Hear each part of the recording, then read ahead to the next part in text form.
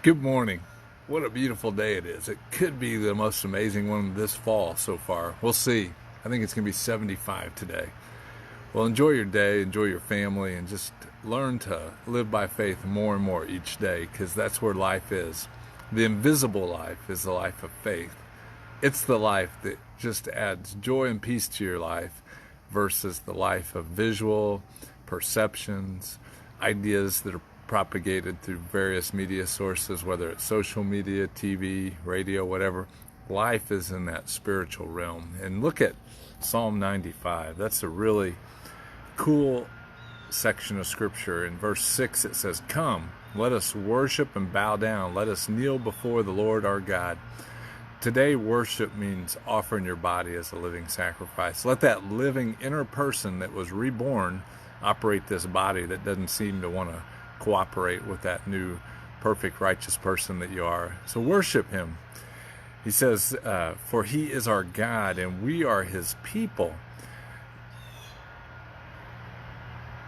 We are his people of his pasture and the sheep of his hand. Today, if you would hear his voice, do not harden your hearts as at Meribah, as in the day of Massah in the wilderness. When your fathers tested me, they tried me, though they had seen my work. For 40 years I loathed that generation and said, they are a people who err in their heart, and they do not know my ways. Therefore I swore my anger, truly they shall not enter into my rest. It's not saying they won't enter into salvation. It just says rest with this body. 40 years they wandered aimlessly. And here's why they wandered aimlessly. It goes back to that verse, let me see it here, 7.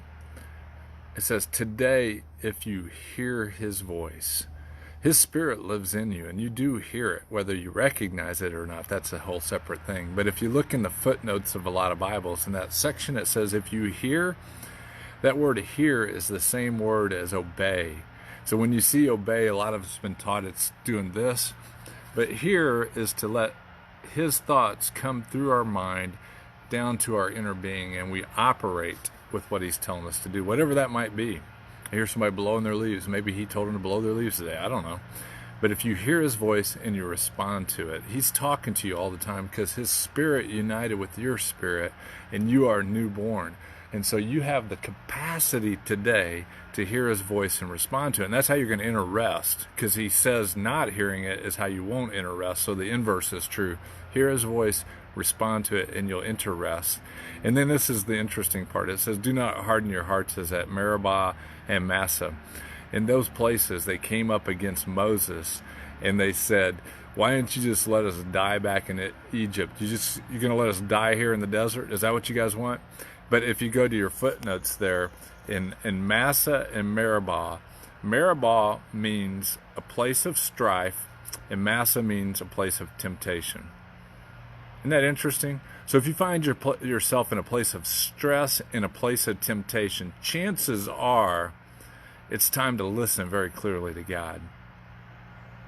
You can hear that leaf blower maybe in the background. Who knows how far away that thing is. But when you listen to God, amazing things happen. And I would guarantee you that he will help you navigate the strife and the temptation that comes your way simply by listening to his spirit working inside of you. So gain those spiritual ears, gain that wisdom, enjoy life to the fullest, because today is the day the Lord has made, and I will rejoice and be glad in it. And today I'm thankful for you. See you soon.